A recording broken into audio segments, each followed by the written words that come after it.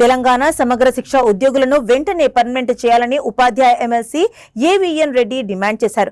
రంగారెడ్డి జిల్లా శంషాబాద్ మండల కార్యాలయం వద్ద తెలంగాణ సమగ్ర శిక్ష ఉద్యోగుల సంఘం ఆధ్వర్యంలో చేపట్టిన 21 రోజు దీక్షా కార్యక్రమానికి ఆయన మద్దతుగా దీక్షలో పాల్గొన్నారు. ఈ సందర్భంగా ఆయన మాట్లాడుతూ ఉద్యమించి తెచ్చుకున్న తెలంగాణలో ధర్నాలు చేస్తే గానీ న్యాయం జరిగే పరిస్థితి లేదని వ్యాఖ్యానించారు. గత 15 సంవత్సరాలుగా వివిధ విభాగాల్లో సమగ్ర శిక్ష ఉద్యోగులతో కాంట్రాక్ట్ అవుట్ సోర్సింగ్ విధానాల్లో పనులు చేయించుకుంటున్నా ఇప్పటి వారికి న్యాయం జరగలేదని అన్నారు. విద్యాశాఖలో రాష్ట్ర వ్యాప్తంగా గత 21 రోజుల నుండి 22,000 మంది ఉద్యోగులు తమను పర్మనెంట్ చేయాలని ధర్నా చేపడుతున్నా ప్రభుత్వం స్పందించకపోవడం శోచనీయమని అన్నారు.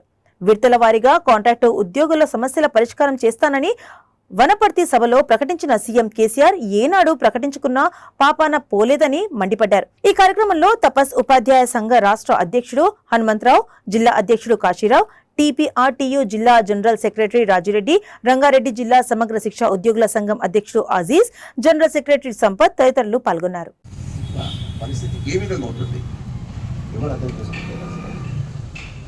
కాబట్టి మీరు చేసేటటువంటి డిమాండ్స్ లెజిటిమేట్ డిమాండ్స్ అన్నమాట. న్యాయబద్ధంగా మీరేదో గొంతమ్మ కోరికలు కోరట్లేదు.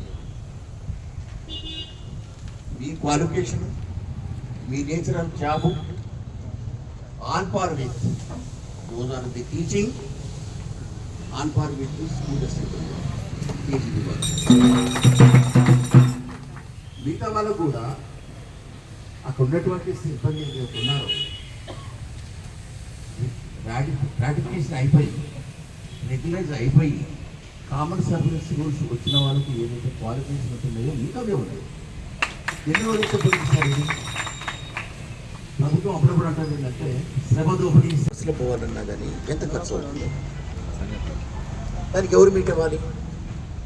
ఇంత ఇంగిత జ్ఞానం లేకుండా ఇంతమంది కూడా ఎంత కష్టాన్ని భరించి కూడా ఇవ్వగట్ట రేపు కాకపోతే ఎల్లుండో ఎప్పుడో ఒకసారి రెగ్యులైజ్ అవుతుంది అనే ఆశతో గత 10-15 సంవత్సరాలకు వెళ్ళి పనిచేస్తున్నారు. నేనేమంటున్నాను, మిమ్మల్ని అందరినీ కూడా ఒకటే గొడుగు వచ్చేసి కామన్ సర్వీస్ రూల్స్ ఇవ్వాలని ఫైట్ చేస్తారు. వాళ్ళ డిఏటీ మీకు డిఏ కావాలి, వాళ్ళ పిఆర్స్ ఉంటే మీకు పిఆర్స్ ఉండాలి.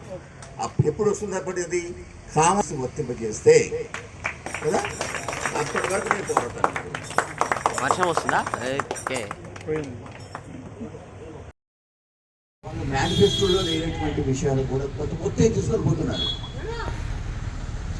కొత్త పథకాలు ప్రకటిస్తున్నారు. మొదటి మీ గురించి ఎవరు ఆలోచించాలి?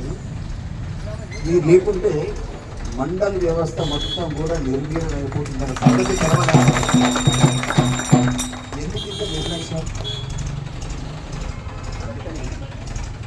మీరందరికీ మన జరిగిన అసెంబ్లీ కౌన్సిల్లో షార్ట్ 4 రోజులు జరిగినప్పుడు ఆ 4 రోజుల సందర్భంలో ఆదరాబాదర్గా వారి ఇదివరకు దీక్షను పాల్గొంటుందని మాత్రమే ప్రత్యేకంగా పని చేస్తున్నారు.